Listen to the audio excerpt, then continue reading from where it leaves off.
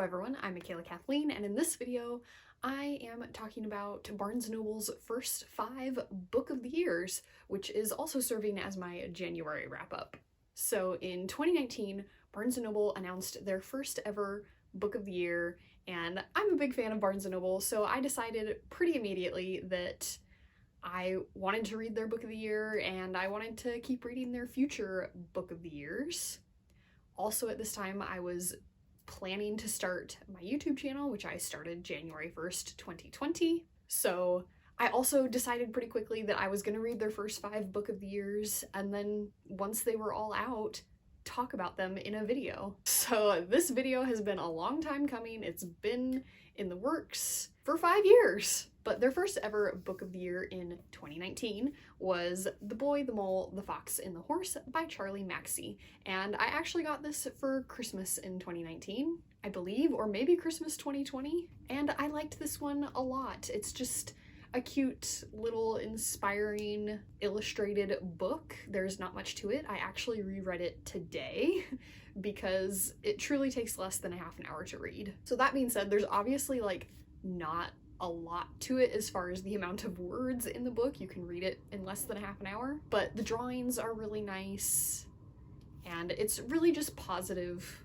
thoughts coming from these characters. I wouldn't say that it's anything necessarily groundbreaking, but it is very feel-good and heartwarming. And I gave this book 4 stars the first time around, and I stick by that. It is a 4-star book for me. At the time, I do think this whole drawing and just having short, inspiring things concept was kind of a new idea, and now there are lots of them. So they started off strong, and they stuck with the theme in year 2.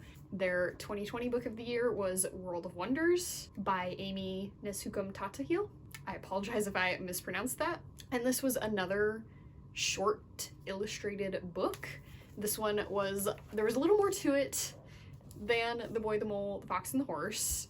It was a collection of essays, so lots of words on the pages, but still relatively short. And this one is just all about different plants and animals and things you can find in nature, and the author is basically doing essays about her life, but tying them back into these world of wonders.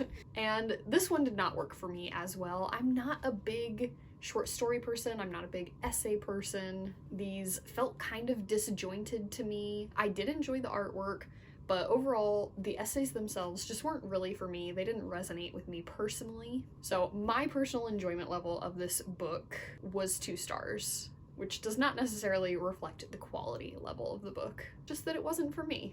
And then the third year, I cheated a bit.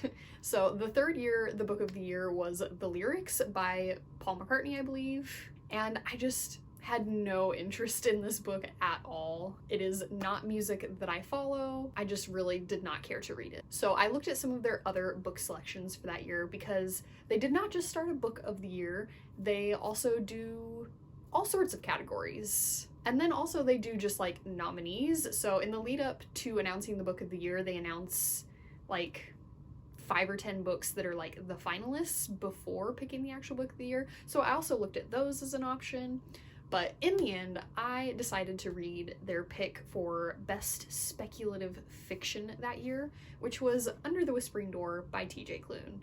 And I picked this one because I had just recently read The House in the Cerulean Sea by T.J. Klune and loved it, so I thought this would be a good pick. And I read this one in January, along with this one. This one I technically read in December, as is shown on my 2023 wrap-up and my December reading wrap-up, but I was traveling at the end of December and had to shoot the December wrap-up early, so World of Wonders is going here in the January wrap-up.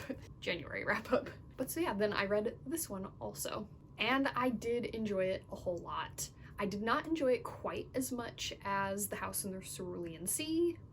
I still gave it 5 stars, but not as strong of a 5-star as the 5 stars I gave The House in the Cerulean Sea.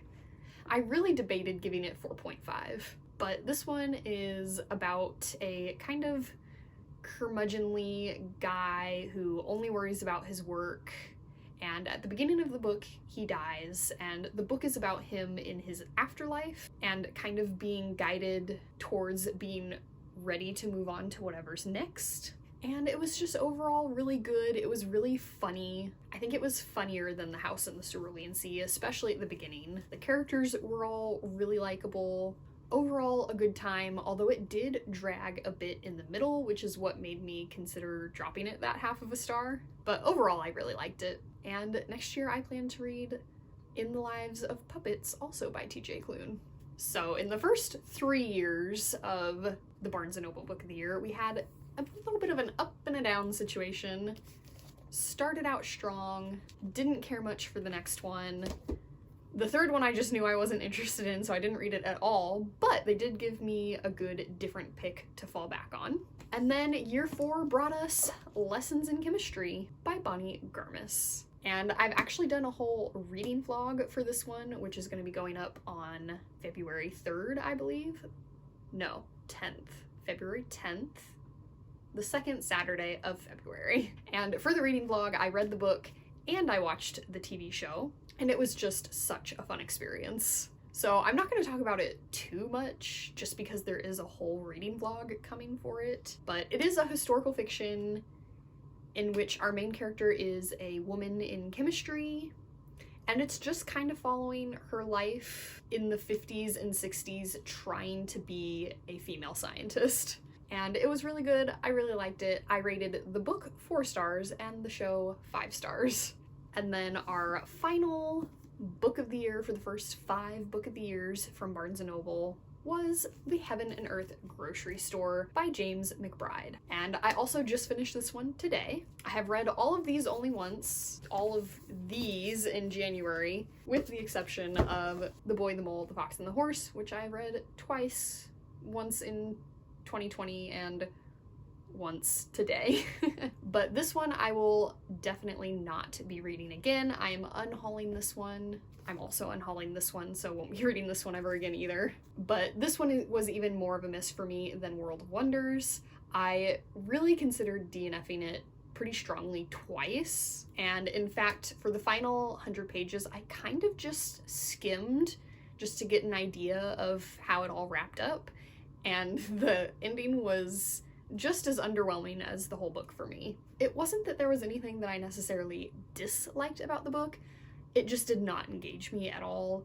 I think mostly I just didn't connect with any of the characters. I didn't really care about any of them or what was happening to them. The thing that kept me going the first time I was considering DNFing was that the character Dodo was arriving at the institution and met Monkey Pants, and I was somewhat intrigued by that relationship and I was interested to see where that went and how it developed, but they weren't in the book a ton. There are a lot of characters being followed in this book, and so you don't follow any one of them for like big sections, except for Moshe at the beginning. You follow him for quite a long time at the beginning. So yeah, the 2 characters that I was most interested in, they came in briefly to keep me going, and then they left again, and like they came back for a few chapters after that, but not a lot. This one is also historical fiction, and it's kind of just about a town in, I want to say, the 30s,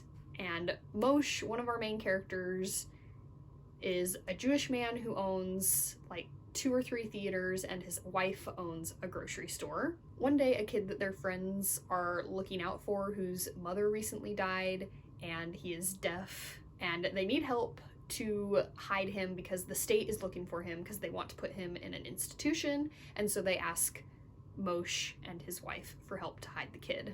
And so the book is just mostly kind of following that storyline, but there's a lot of other storylines weaved throughout. But I would say that that was like the main storyline, and it was definitely the one that interested me the most. But yeah, overall did not interest me very much, obviously. So yeah, we definitely have a bit of a mixed bag here in the first 5 years of the Barnes & Noble Book of the Year.